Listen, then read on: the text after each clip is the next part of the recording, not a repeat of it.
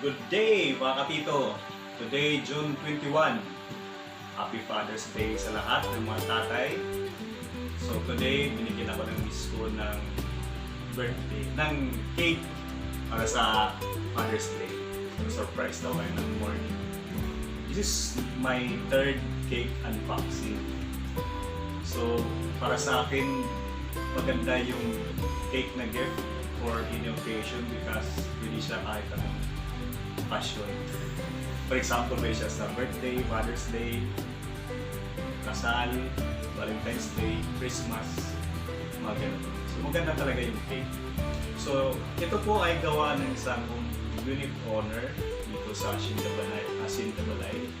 My wife and I, we really support yung mga homemade na mga cakes na hindi dapat lang tayo bibili sa Red Dragon or sa Goldilocks. Kailangan din natin yung mga homemade cakes kasi kung minsan makasarap yung nagawa nila. So this is from Ms Analyn Agudo. Okay, you can check her cakes sa description right dyan.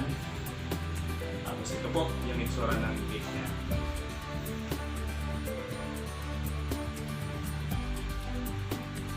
Alright! So every unboxing natin ng cake, meron po tayong naka-rating gunting yung cake. Ano ba to? Slicer, and then tinidor, tsaka maliit na platito. So this is worth 370. Okay. Tapos may nakalagay siya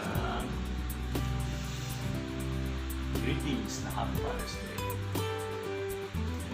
Para sa ating mga fathers and single mothers. So thank you daw sa mga sumusuporta sa kanya, pag-support sa kanyang small business venture. So this is the cake.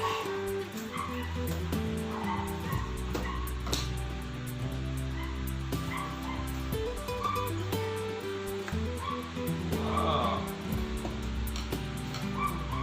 Ito na po siya. Check natin na butter. So kung makikita po natin, meron po siyang ano ba ito? Parang gold gold maliliit na mga butil ng gold chocolates yata yan. So this is going to be our second part. Mag-slice na po tayo ng ating Father's Day cake. So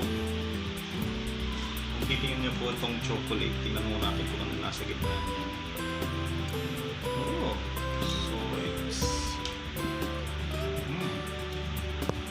dark chocolate.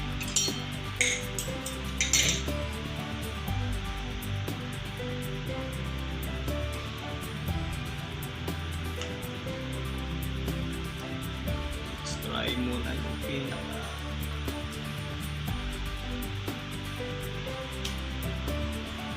Voila!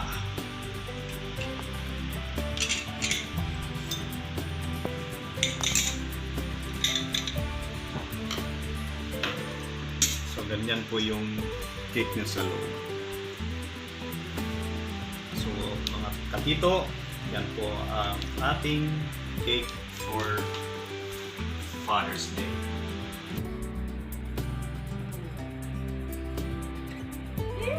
Happy Father's Day!